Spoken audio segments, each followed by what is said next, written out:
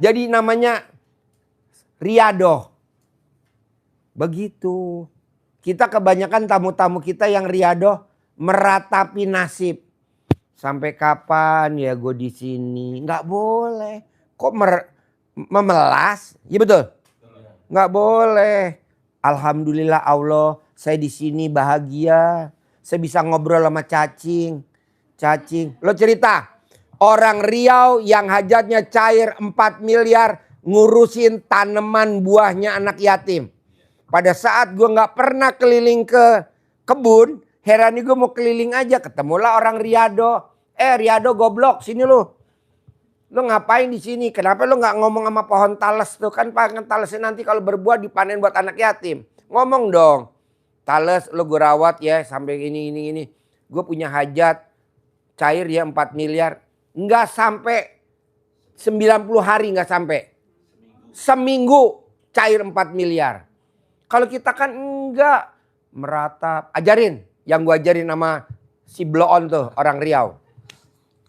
Iya, jadi Pak Haji ngajari ke kita semua untuk berbuat, untuk bekerja, terutama yang riadoh, itu apapun pekerjaannya, itu sambil ucap hajat. Kebetulan yang talk chair kemarin itu, karena langsung Pak Haji langsung ketemu, yang tadi Pak Haji ceritakan, keliling kebun, nggak pernah biasanya Pak Haji turun ya, lihat. Turun masuk ke kebun, kebetulan dia lagi bersih-bersih, nanam cabai, nanam tales, bersih-bersih. Kemudian Pak Haji lihat ada tanaman yang dililit benalu. Nah, jadi itu lu sambil kerja, bersihin sambil ucap hajat. Pohon ini kamu saya bersihin ya, benalu-benalunya sehingga kamu bisa hidup dengan baik, bebas, tanpa ada gangguan. Aminkan ya hajat saya. Jaminan saya yang 1 hektar punya utang itu bisa diganti. Minggu ini, seperti tadi kita contohkan tadi, minggu ini, bulan ini, tahun ini. Pak Haji bilang, bohong kalau pohon-pohon ini semua kamu rawat, Nggak kamu doain. bersihin, tidak doain kamu. Salah satunya Pak Prabowo, Presiden Republik Indonesia. Ya. Dia marah bener kalau di rumahnya ada semut diinjak sama tamunya, diusir. Dia ngomong semut, nah Bapak coba begitu, ini kan enggak. Semut disemprot pakai baygon. Oh goblok. Nggak boleh. Apalagi dikencingin. Nggak boleh Pak. Lanjut. Iya, jadi setelah itu dia lebih rajin dong. Dan bersih-bersih semua benalu. Kenapa? Benalu harus dibersihkan. Karena kelihatannya tidak mengganggu, tapi dia menghisap sari-sari tanamannya. Lama-lama dia jadi mati, tidak berkembang. Jadi akhirnya bersihkan semua.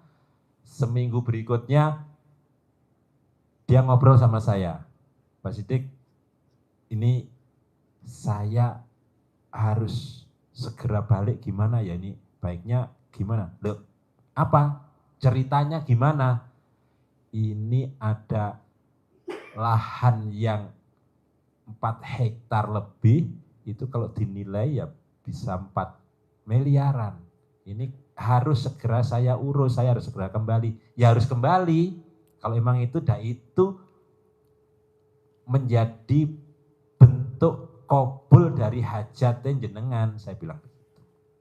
Ya udah, suami istri ke sini. Suami istri privat, kemudian Pak Haji sampaikan, ya udah kalau emang enggak ini kerjain riadoh di kebun, tidur di kebun. Tidurnya di kebun sana, belum ada fasilitas yang sekarang seperti sekarang, lampu listrik, fasilitasnya lampunya juga belum, tapi dia nekat tidur di kebun. Jadi pagi-pagi Pak Haji ajarin, pokoknya sebelum matahari udah terbit, harus jalan ke kebun, harus sudah ke kebun. Kakinya melangkah di kebun sebelum matahari terbit. Alhamdulillah. Cair tuh 4 miliar cuma seminggu. Jadi di sininya bukan seminggu langsung enggak ya. Jadi di sininya dia sudah seminggu itu seminggu setelah diajarin Pak Haji. Diajarin, saya ajarin seminggu. Tapi sebelumnya udah berbulan-bulan. Ya, sudah ada 3-4 bulan di sini. Sini tugaskan di sana. Kebetulan belum banyak yang tidur di sana. Dia hanya berdua sama istrinya doang yang jaga. Coba lo ceritain lagi. Yang Riado ngaduk konsentrat sapi perah. Oh, iya. Sapi potong betina tuh. Ya. Yang dicerain nama istrinya. Coba lu cerita testimoni tuh. Testimoni. Orang Indramayu. Iya, orang Indramayu. Jadi dia sudah seperti orang yang terbuang. Wajahnya kumel pol banget. Dari tidurnya pernah tidur di bawah jembatan, kemudian dari tukang pemulung karena diusir oleh istrinya. Diusir. Keluar gak lo dari rumah? Nah. Keluar. Nah, di sini kita tugasin untuk ini, jadi bikin fermentasi. Makanan sapi yang nggak habis, dikasih konsentrat, ditaruh di drum, nanti dimakan lagi sapi. Sama sapi. Itu terus tugasnya. Jadi mulai sore tadi maghrib dia sudah persiapan bikin perencanaan yang untuk dikasihkan besok pagi. Paginya bersihin kokopan, sisanya kalau yang kasar dicoper kembali, digiling kembali, yang halus difermentasi langsung. Itu di sini dia tidurnya sama di tempatnya, di cacing juga tidurnya dia, di kandang. Jadi cacing jangan bayangi, cacing itu berarti tidurnya di ini cacing, kemudian ada sela-sela jalan tuh itu. Nah, ini gelar. Sini rak. Tidur di sini. Iya. Ini isinya apa cacing makanannya? Kotoran sapi, kotoran kerbau. Jadi menghirup. Nah, tengok kanan gini, yang dihirup tahi, cacing. Jadi lumayan ekstrim sebetulnya kalau di cacing itu karena kohe itu bukan pakai alat lagi. Pakai apa Pak? Pakai tangan. Pakai tangan ngasihnya begini. Nah, itu yang ekstrim di situ. Apa yang terjadi? Pertama pamit di atas Pak Haji, pas pencerahan. Pak Haji, saya mau izin karena ada yang mau modalin saya. Siapa? Janda kaya raya Pak Haji. Nah, janda kaya raya. Mau di ini. Nah, dia duda peot. Wajahnya. Terus bersamaan dengan itu, istrinya yang sudah bertahun-tahun yang mengusir dia keluar. Tahu-tahu bersamaan dengan itu telepon. Suruh pulang. Pusing. Pilihannya ke janda kaya raya atau istri yang lama. Nah, Bapak milih yang mana, Pak? Oh, dasar lo.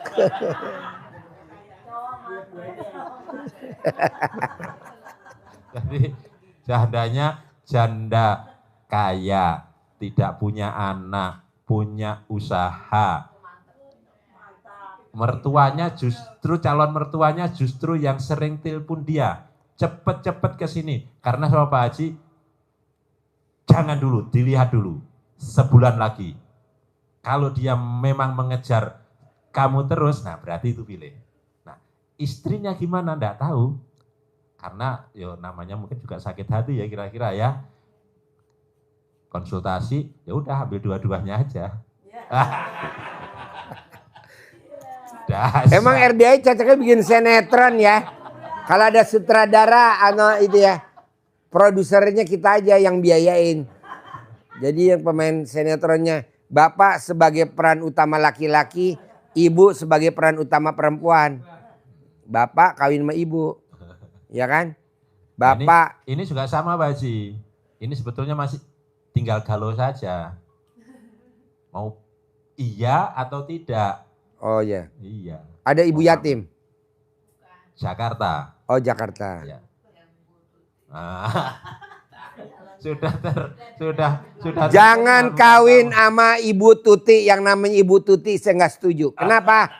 Kalau Ibu Tuti dikawinin, abis kentut mati. Pak Haji, Tuti tukang tipu.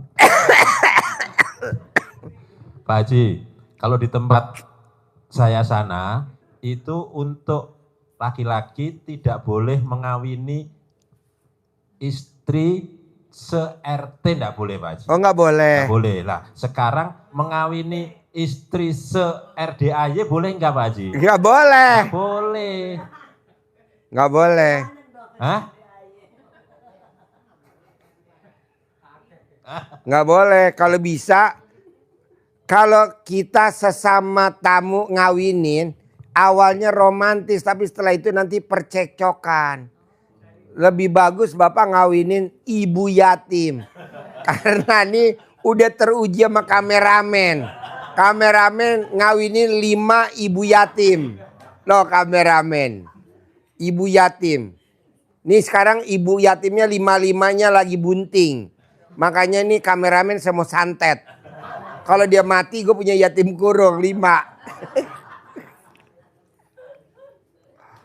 Pokoknya pasien sama pasien RDAY jangan sampai kawin. Kalau kawin, wow, pasti romantis.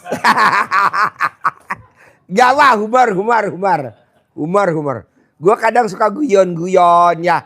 Janganlah. Udah beringin Bapak kawin aja sama sapi ya. Sama cacing.